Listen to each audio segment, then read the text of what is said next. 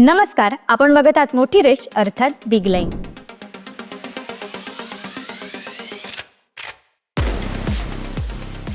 प्राचीन भगवद्गीतेच्या शाश्वत आणि कल्याणकारी विचारांचा प्रसार जगभर व्हावा यासाठी सुमारे 450 एकर जागेवर 701 कोटी रुपयांचा आराखडा तयार करण्यात आला आहे.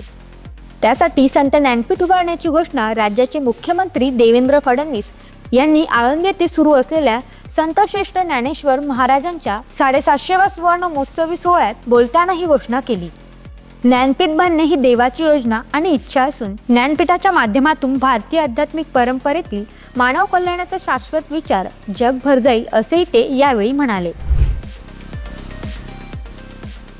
प्रत्येक परीक्षेत मुलीच अग्रेसर राहत असल्याचे पुन्हा सिद्ध झाले आहे.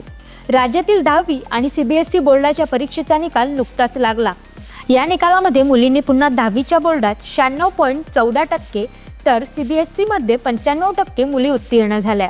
या परीक्षेच्या निकालात देशातील तामिळनाडू आणि केरळ यांनी संयुक्तपणे 99.86% मिळवत देशात प्रथम क्रमांक पटकावला असून दुसऱ्या स्थानावर आहे तेलंगणा 99.83, गोवा 99.41, आंध्र प्रदेश 99.73 असे प्रमाण आहे.